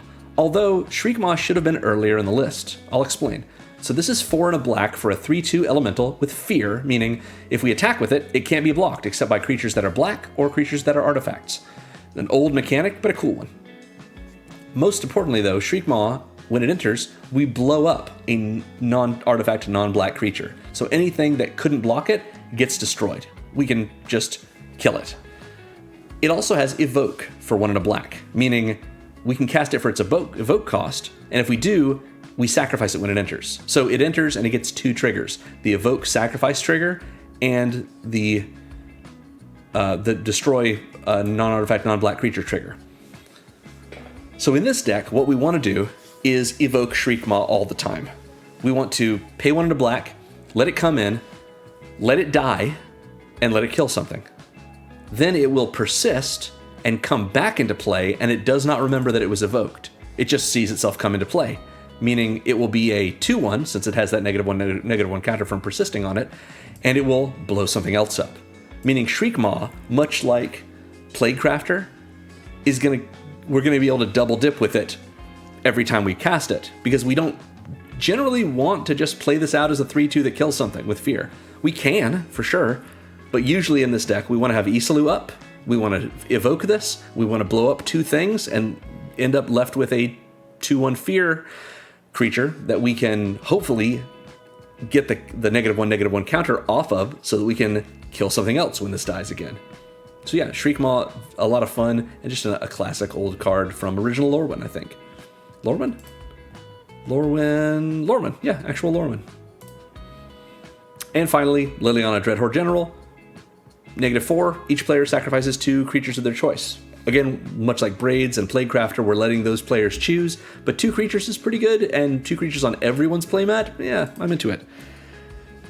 That is our section of interaction. We are running a couple of Wraths. The one that I mentioned before with Liliana, her ultimate is not likely for us to be able to get to, but if we do, it's very powerful. But more relevantly is Dawn to Dusk. Dawn to Dusk I picked out of all the different sweepers we could run because it fits our game plan very well, and also it's Eirdu and Isalu. It's Dawn and Dusk, so it just seems the most appropriate for us. So the way this works, this is an Aftermath card. It means that Dusk we can cast from our hand. Dawn has the Aftermath keyword, which means we can only cast it from our graveyard, and we exile it when we do. So the idea is you cast Dusk, it resolves, it goes to our graveyard, and we can then cast Dawn from the graveyard and exile it. So what this does is, for 2 and double white, Dusk, as a sorcery, destroys all creatures with power 3 or greater. That does hit our commander and some of our bigger creatures, but as I mentioned with the Welcoming Vampire, we have a lot of creatures in this deck who are power 2 or less, or maybe have persisted and become power 2. Relevantly for Dusk, we have a lot of creatures that are power 3, power 2 or less, or have persisted and become power 2 or less with those -1/-1 counters they get on them. Anyone that doesn't, other than our commander, hopefully, is just going to persist right then. We destroy the bigger creatures, and they come back with a -1/-1 counter on it. Unfortunately, our commander will also die, but we can just recast it, or hopefully bring it back from the graveyard. So yeah, Dusk clears the board of all the big scary stuff. And then Dawn, for 3 and double white, lets us return all creature cards with power 2 or less from our graveyard to our hand. So if our other creatures got killed in the process, no problem, we can get them back. So those are our Wraths. It's time to talk about the supplemental sections of our deck. We're going to start with our counters section. These are all cards that can put counters on our other cards. On our other permanents, that is. We're going to start with the Duke, Rebel Sentry, from the recent Avatar sets. For a single white, we get an 0/1 legendary human rebel ally that enters with a 1/1 counter on him. So just like that Scholar of New Horizons, the Duke might be able to persist indefinitely. So it comes in as a 1/2 because it's an 0/1 with a counter on it. And if we tap it and remove a counter from the Duke, we put a 1/1 counter on another creature we control, and it gains hexproof until end of turn. So the reason the Duke is in here is for us to play it out and use it to protect probably our commander. We put a counter on our commander, which is why it's in this section, and give that creature hexproof until end of turn. Then the Duke is just an 0/1 that we're waiting to let it die so that it can come back with no counters on it. Since it will come back with a 1/1 counter, and a -1/-1 counter. So they'll annihilate each other, so it'll just be an 0/1 that doesn't really do anything for us. Meaning it will come back and only exist so that we can sacrifice it, or so that we can chump block with it or something. Otherwise, let it die, triggering our Blood Artists, and then it comes back again when it persists, and it comes back again with both kinds of counters. They both fall off of it, and it's still an 0/1. So sort of an eternal 0/1 that we can use to sacrifice or block with. Seems good. Next up is Duty Beyond Death. This is 1 and a white for an instant with an additional cost of sacrificing a creature. So it's a sack outlet for us. All of our other creatures get indestructible until end of turn, and we put a +1/+1 counter on each creature we control. So very powerful way of protecting our creatures. It's a nice way of just getting rid of every single -1/-1 counter we have on all of our creatures all at once. And it only costs us a single creature, which hopefully we have persisted, which means we sacrifice a creature as an additional cost for this spell to put Duty Beyond Death on the stack. That creature's persist ability triggers, the one that was given to it by Isalu. It comes back before Duty Beyond Death resolves. It comes back with a -1/-1 counter on it. Then it, as well as all of our other creatures, gets indestructible until end of turn, and gets a +1/+1 counter, which annihilates the -1/-1 counter that it got when we sacrificed it and it persisted. So it's cost us basically nothing to do this. Very, very powerful. This is sort of our... there's another good card that people like to use. It's an addendum card for 2 and a white. Puts counters on all of your creatures, makes them indestructible. Maybe it doesn't put counters on. Anyway, Duty Beyond Death is a solid one. I'm going to think of that card immediately after I stop recording, so just ignore me. Feast of Victorious Dead, again, puts counters on our creatures at our end step, equal to the number of, or lets us distribute a number of counters equal to the number of creatures that died during the turn. Doesn't have to be creatures of ours, and also we gain life from it. Next we have Aaron Benalia's Ruin. This is Danitha Capuchin's brother, I believe. No, I'm sorry, father, yeah. So Aaron Benalia's Ruin from Dominaria United is double white and a black for a 3/3 legendary Phyrexian human with menace. So 3/3 for 3 with menace is pretty good. If we pay a white and a black, tap Aaron and sacrifice another creature, we can put a 1/1 counter on each creature we control. Like I mentioned with Duty Beyond Death, this is part of the cost. So that creature is going to persist, assuming we have Isalu face up. It will come back with a -1/-1 counter on it, and then we get to put a 1/1 counter on each of our creatures, annihilating that 1/1 counter and any others that we had. So Aaron is a great way for us to sweep away all of our -1/-1 counters, or at least just pump up our board. Cosmogrand Zenith does the same thing, even though that's not often what we use them for. So this is a 2/4 human soldier for 2 and a white from Edge of Eternities that says whenever we cast our second spell each turn, we choose to either make 2 1/1 white human soldier creature tokens or put a 1/1 counter on each creature we control. This, I've often found myself doing less than this. I usually want 2 soldiers. If we were able to double spell, I'd like to get 2 free tokens out of it. But if we need, we can always put counters on all of our creatures. That's pretty good too. And that's just if we're able to double spell, which often we are, especially on a turn where, for example, Eirdu comes out and then we convoke something. If Cosmogrand Zenith is already in play, that's our second spell, so we make some tokens, or we put counters on our creatures. Pretty good. Felidar Retreat is next. This is 3 and a white for an enchantment with landfall. Whenever a land we control enters, we either make a 2/2 white cat beast creature token, or we put a 1/1 counter on each creature we control, and those creatures gain vigilance until end of turn. So again, we've got a bunch of effects that do this to sweep away all of our -1/-1 counters and keep our creatures able to persist, in addition to, making a lot of them bigger. Plus, if we need tokens, we can make tokens, and if we do decide to put counters on things, all of our creatures are getting vigilance as well. So pretty nice as a way for us to attack and, maybe even get more death triggers when we do to trigger our Blood Artists yet again. We've seen Priest of the Crossing. It lets us put 1/1 counters on all of our creatures at the end step based on the number of creatures that died under our control this turn. Kind of like Feast of Victorious Dead, but this lets us distribute that many counters, and Priest of the Crossing lets us put that many counters on each of our creatures. The last 2 spells really go hard when it comes to our counters on all of our creatures. Cathar's Crusade is 3 and double white for an enchantment that says whenever a creature you control enters, put a 1/1 counter on each creature you control. Imagine having 3 of your creatures die with Isilou out, and then they persist. The first one comes in, Cathar's Crusade triggers. It puts a counter on the creature that came in, getting rid of its -1/-1 counter, and, puts a counter on Isilou since it's in play. The second creature persists. It comes in, triggers Cathar's Crusade, puts a 1/1 counter on itself to get rid of its own -1/-1 counter, but also puts a counter on the first creature and on Isilou again. And then the third creature comes back. You see how this works. Cathar's Crusade ensures that all of our creatures that enter with persist don't have a -1/-1 counter after Cathar's Crusade is done triggering, and it puts counters on so many other creatures in the process. It gets really out of hand and asymmetrical, and it's just a blast to see, someone playing Cathar's Crusade and they have a 20-sided die on every one of their creatures, and they're just toggling each one up.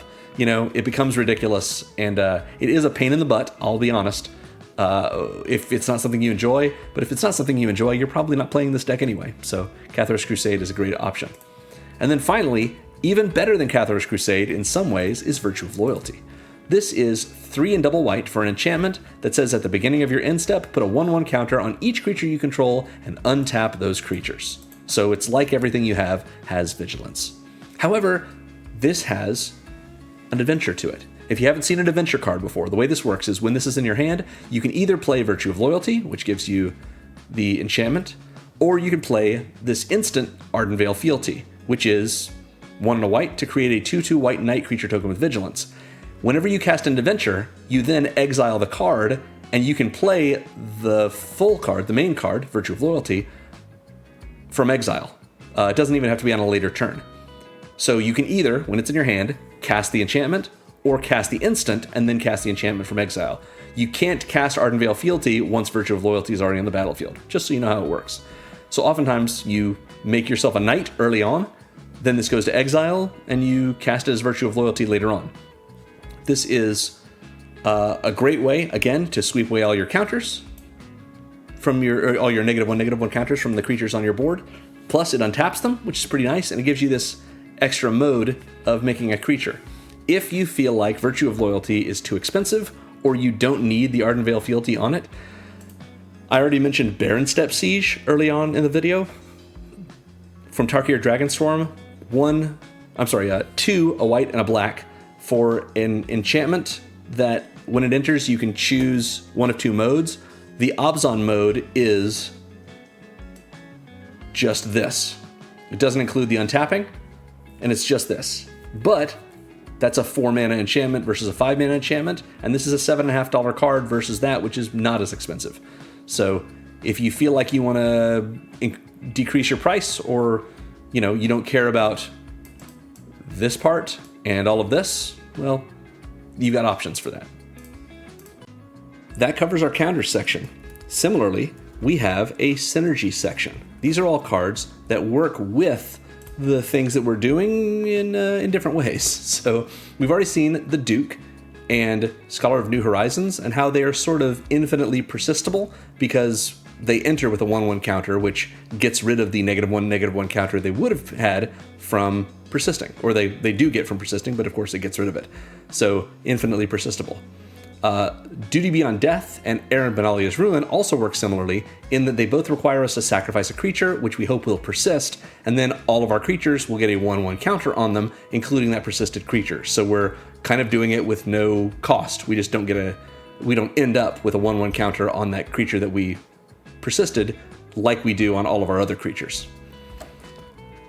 Suzerain Voidborn is weird in that we can do the trick with warping it. We warp it in for just the 1 black. Hopefully we can kill it and then have it persist and come back without us having to lose it to the exile zone thanks to warp. Similarly, Shriekmaw, we want to evoke it, kind of similar in like a reverse way, so that it comes back persisted and it doesn't go away either. So both of these were sort of cheating into play in a way.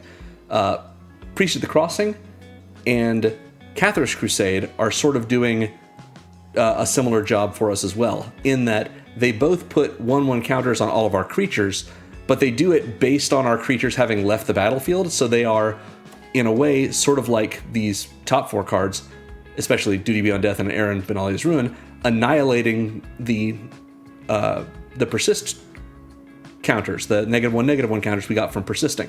Priest, because those creatures definitely persisted because they were getting counters based on the creatures that died, and Cathar's Crusade, because those creatures, when they persist, are entering the battlefield. Sanctuary Warden, which we've also seen before, lets us do another trick with it. It lets us eat counters off of things, much the way that Scholar of New Horizons does, so that we can make tokens and draw cards every time this enters and attacks. And the only card we haven't seen in this section already is Teysa Karlov herself. This is 2, a white and a black, for a 2/4 legendary human advisor, love Teysa, who has an interesting ability. If a creature dying causes a triggered ability of a permanent we control to trigger, that ability triggers an additional time. This, more than any other card in the deck, makes the stack go crazy. If our Blood Artist sees one of our creatures and one of an opponent's creatures die, that Blood Artist would normally trigger for both the opponent's creature dying and our creature dying. Teysa makes it trigger twice for each of them.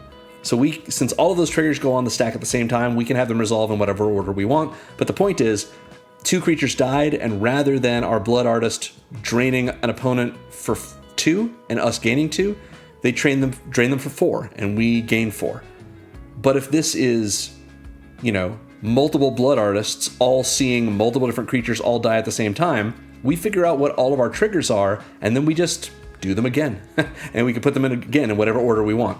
Any death triggers. This is including things like Liliana seeing our creatures die and letting us draw a card. Teysa will have that trigger twice because Liliana is a permanent we control and a creature died. It doesn't have to be a creature that we control dying. It does for Liliana, but not for Teysa. As long as our permanents are triggering based on any creature dying, they trigger twice.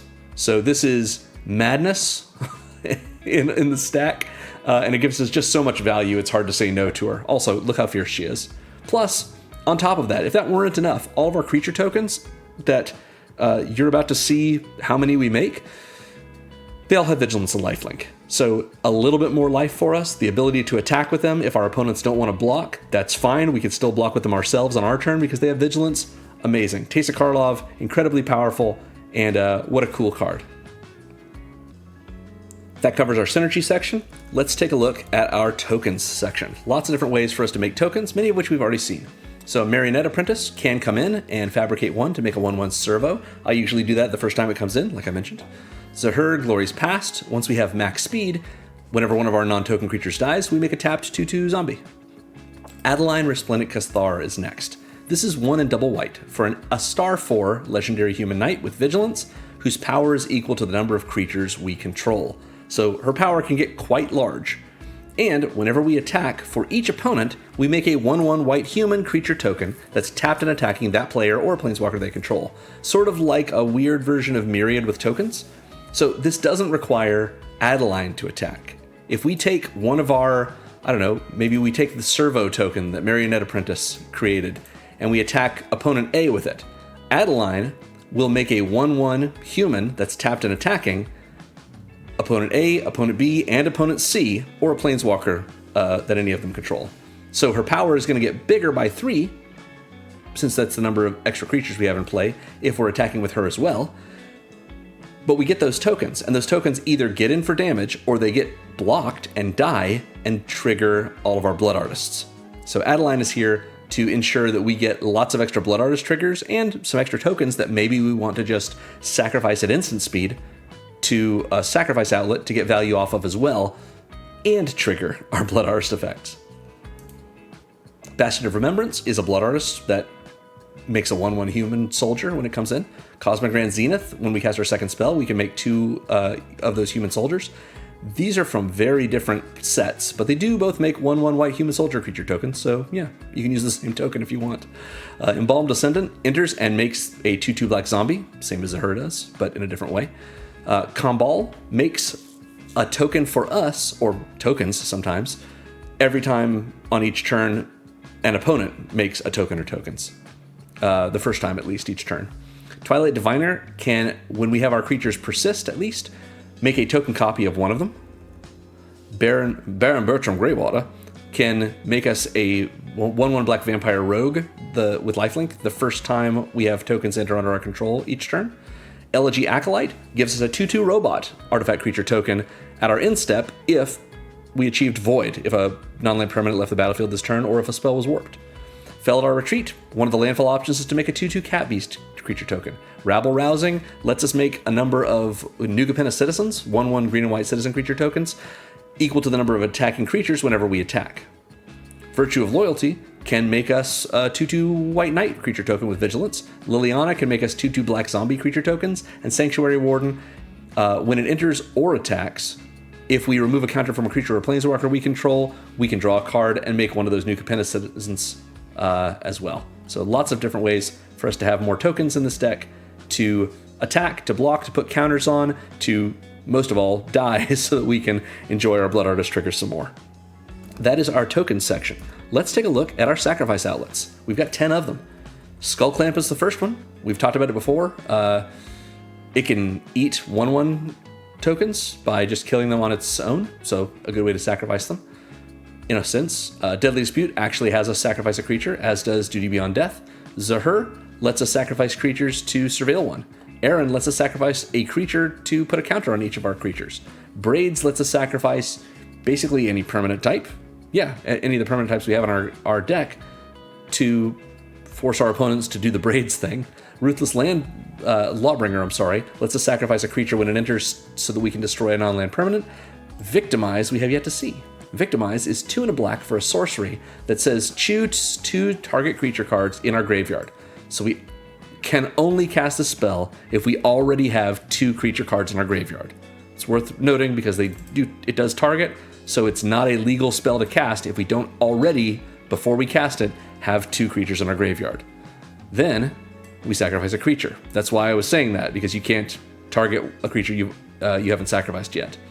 And if we do sacrifice that creature, we return the chosen cards from our graveyard to the battlefield tapped. This is a great reanimation spell for us, and we usually have a creature to sacrifice, and when we do, we're going to trigger our Blood Artists. So yeah.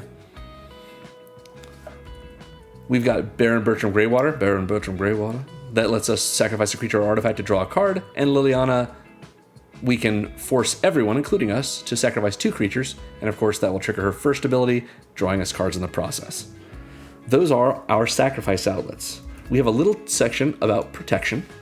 The Duke, we can tap and remove a counter from the Duke to put a 1/1 counter on another target creature we control and give it hexproof until end of turn. Duty Beyond Death, of course, lets us do the tricky thing, giving all of our creatures a 1/1 counter and indestructible until end of turn. And Swiftfoot Boots, the Swifties, are a 2-mana equipment that equips for 1 and give the equipped creature hexproof and haste. This is in here so we can put it on our commander and keep Isilou protected so that we don't have to keep recasting Eirdu, waiting a turn, and flipping back to Isilou so we can keep persisting away. So that is our protection section. Let's look at our recursion section. We've seen all but one of these. So Victimize, as we've seen, lets us sacrifice a creature to bring 2 creatures back. Grave Venerations, if we at our end step are the Monarch, lets us put one of our creature cards from our graveyard into our hand. Dawn lets us return all of the creature cards with power 2 or less from our graveyard to our hand. And Awakening Hall, when we unlock that door, we return all creature cards from our graveyard straight to the battlefield. But the card we haven't seen is the Luminous Broodmoth.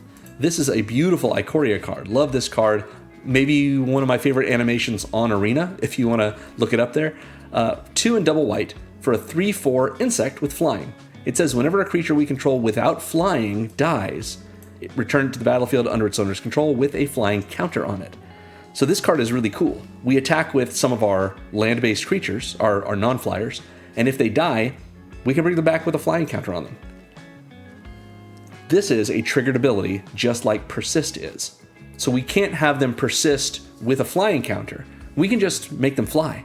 But what if they already flew, whether they were printed with the flying ability or because they already died and the Broodmoth put a flying counter on them? Well then, when they die, if Isilou's in play, we just let them persist. So they come back without a flying counter, but with a -1/-1 counter instead. And now they don't fly anymore. So then we let them die again. And we let the Luminous Broodmoth bring them back, because Persist wasn't going to since they had a -1/-1 counter on it, which means they can infinitely loop between the two. We can also look at the Broodmoth as sort of a backup of Isilou. If we don't have Isilou in play, or if Isilou gets removed, we at least have the Broodmoth that can bring our creatures back when they die, if they didn't have flying already. It's just better to have both in play and be able to loop our creatures and let them die and come back either as flyers or with a -1/-1 counter every turn. Sometimes more than once each turn. So yeah, lots of fun with the Broodmoth. And that covers all of the spells in our deck. As usual, we're going to go over our land base now. So we're running 20 basic lands, 9 plains and 11 swamps. It's not that close, it is that close in terms of our balance between white and black. We could go a little bit more white just because our commander comes down and it has 2 white pips in it and no black pips, but we do have a little bit more black in our deck, and this balance is actually totally fine. If you had a way to make it 10 and 10, it wouldn't be a bad thing at all. I don't know why I said if you had a way. I mean, just put one more of these and one less of these. But this is a very good balance, so I wouldn't mess with it. This is pretty good. We're running Isolated Chapel. It's a check land. That means it comes in tapped unless we control a plains or a swamp. So, as you see, we have 20 of those. A full fifth of our deck. Just having any of those cards in play means the Isolated Chapel comes in as an untapped dual land, tapping for white or black. Pretty good for us. We could upgrade this, kind of, if we wanted to Shattered Sanctum. It's a slow land. It just comes in untapped if we have at least 2 other lands of any type in play. But in this deck, in most of the decks I build where I have about 20 lands with basic types, Isolated Chapel is just fine and gets better with the upgrades that we have, because we're also running 2 typed duels in this deck. We'll get to those in a moment, but that means we've got a total of 22 cards with basic types. So Isolated Chapel, much less expensive than Shattered Sanctum, probably worth running. We're running 2 filter lands, Desolate Mire and Fetid Heath.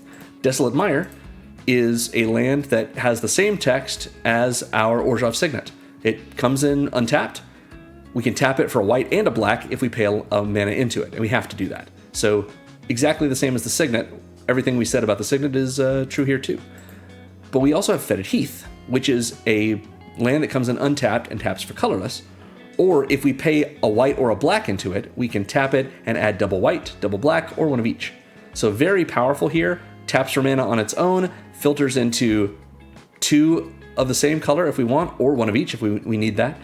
And I would say it's just strictly better than our Desolate Mire, but the fact is Desolate Mire can tap for colored mana if all we have to put into it is colorless mana. Fetid Heath cannot tap for colored mana if we don't have white or black to put into it. If we only have, for whatever reason, let's say a Soul Ring, well, Fetid Heath only taps for colorless mana. We can't pay into it with colorless. So yeah, both are pretty inexpensive, so we're running both. Why not? We've got 2 fixing lands. Of course, we're running Command Tower. It is the same text as Arcane Signet. It's an untapped land that taps for 1 mana of any color in our commander's color identity. That means it taps for white or black in this deck. An untapped, unconditional dual land. Sounds good to me. We're also running Temple of the False God. I know this is a contentious land. Some people don't like this. I think for the power level of the decks that I build, it's great, but replace it if you feel like it. This is an untapped land that taps for 2 colorless mana, just like Soul Ring. It's a soul land. You just can't activate it unless there are at least 4 other lands in play. So you have to control 5 or more lands, including it. That means if your opening hand is a swamp and a Temple of the False God and no other lands or mana sources, you probably want to mulligan. But if you do have the Temple of the False God and you're able to get it out when you have 4 other lands, or even 3 other lands sometimes, like the likelihood that you're going to get another one is pretty high, this is a piece of ramp. It's a land that taps for more than 1 mana without any need to pay mana into it, or like lose any of your other land base like you would with a bounce land. It just doesn't ramp you earliest in the game. But we've got plenty of spells in this deck that are expensive, including our commander, so Temple of the False God is worth running and very inexpensive for the purpose. We've got several other options here. We are running Caves of Koilos. It's a pain land. It's the same thing as our Talisman of Indulgence. Or Hierarchy. whichever one is the one in this deck. This is the Talisman. It comes in untapped, taps for colorless, or it taps for white or black if we let it do a damage to us. Everything I said about that Talisman is just as true here.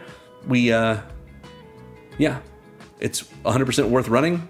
We're usually not going to tap it for colored mana, but we're going to have plenty of life in this deck to not have to really worry about it. And when we don't need to tap it for colored mana, we just tap it for colorless, no problem. I love the pathways, so we're running Bright Climb Pathway. This is an untapped land that taps for white if we play it on its front side. If we play it on its back side, Grim Climb Pathway, it's an untapped land that taps for black. So it's whatever we need most in the moment, and we're good on that. It is close to $5, since it's been a while since they printed these. So yeah, a little more expensive in our land base, but at least it's not one of these big premium lands that we have not included. Shine Shadow Snarl is next from Strixhaven, original Strixhaven. This is a land that, as it enters, we can reveal a Plains or Swamp card from our hand, and if we don't, it comes untapped. That means a Plains or a Swamp, not necessarily a basic Plains or basic Swamp, just a land that has the Plains or Swamp type. We'll talk more about that in a moment. And otherwise, it's a dual land, taps for white or black. Here we have Temple of Silence. It's a scry land. It definitely enters tapped, but when it does, we get a free scry off of it, and then once it untaps, it taps for white or black. Pretty good. Last in this section is the typed duels. We have 2 of these. They are the exact same card, except Snowfield Sinkhole is a snow land. It makes, therefore, snow mana, which doesn't matter in this deck at all, so they're the same land. Sunlit Marsh is a Plains and a Swamp. It has these two types, and it comes in tapped, but because it has those types, it inherently taps for white or black. Like I said, Snowfield Sinkhole is the same thing, all the same text, it's just also a snow land. So these are great because we can fetch these with our Scholar of New Horizons if we want to. And for our lands that care about other lands that we have, like Isolated Chapel, checking to see if we control a Plains or a Swamp, these are both Plains and Swamps, so it'll make the Isolated Chapel come in tapped. If we have one of these in our hand and a Shine Shadow Snarl, we can play the Shine Shadow Snarl and show one of these, reveal it, and the Snarl will come in untapped. So yeah, they both work great.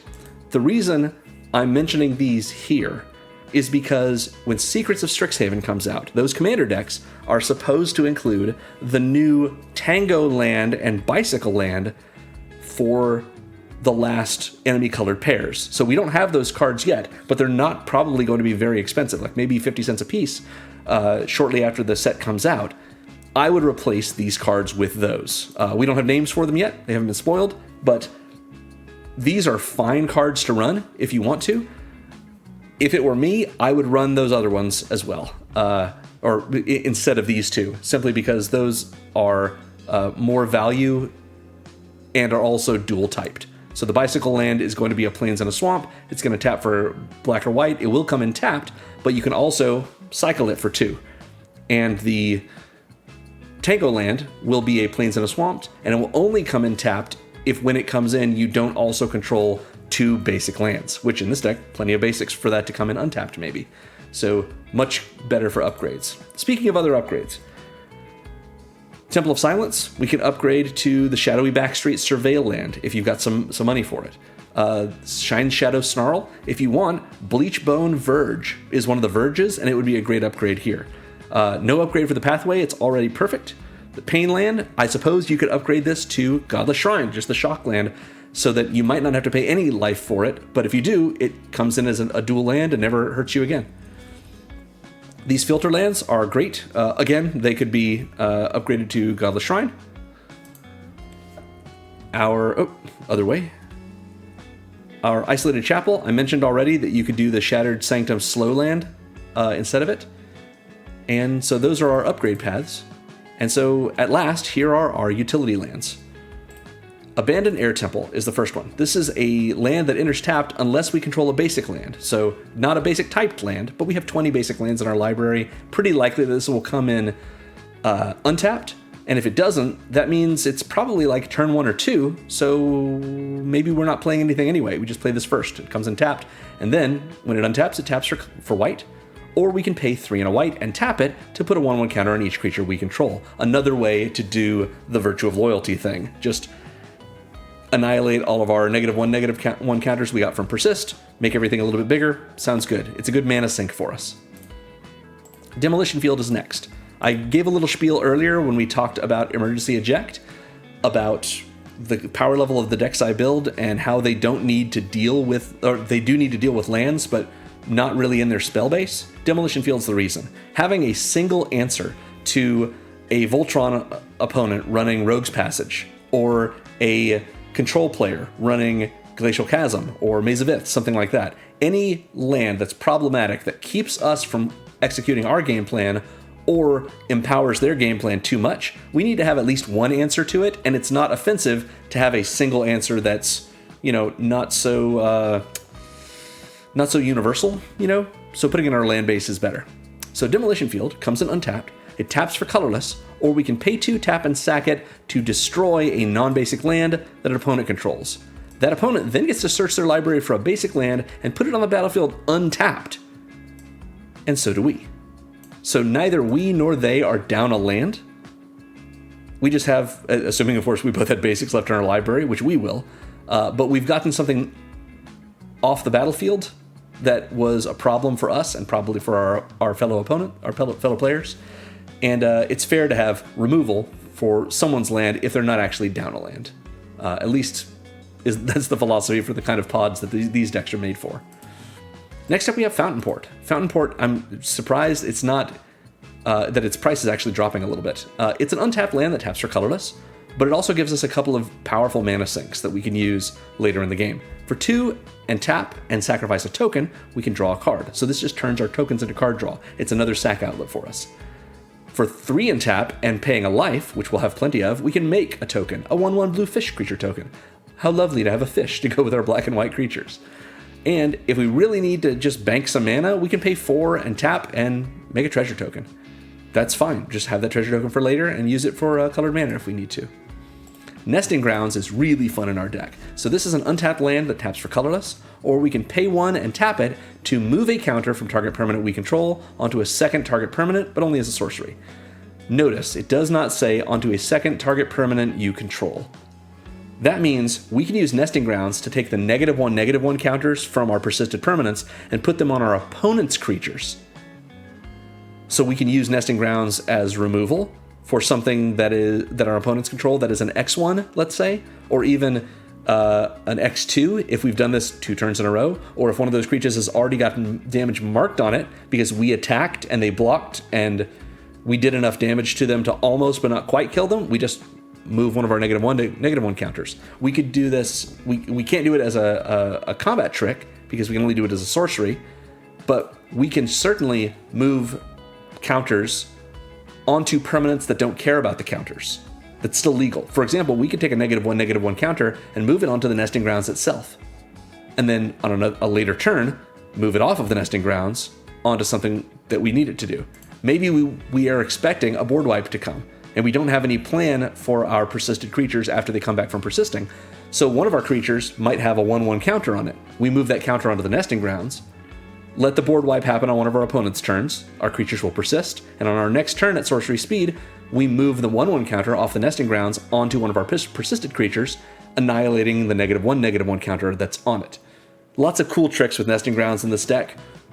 The fact that it's only at sorcery speed and and it costs some mana to activate is a little unfortunate, but just a very powerful effect, and I understand why it's gated that way. Plus we can tap it for mana, come on. Next up is Restless Fortress. This is in here, it's part of our theme, sure. This is from Wilds of Eldraine, and it's a fun creature land. It comes in tapped, taps for white or black, or we can pay 2, a white and a black, to make it into a 1/4 white and black nightmare creature until end of turn. It's also still a land, so if we really need to, we could just continue to tap it for mana, which we could do anyway, I guess, but it's still a land, so if someone wants to blow it up, but they have a spell that says destroy target non-land permanent, well, they can't do it, it's still a land. And whenever it attacks, the defending player loses 2, and we gain 2, so a little bit more drain for us.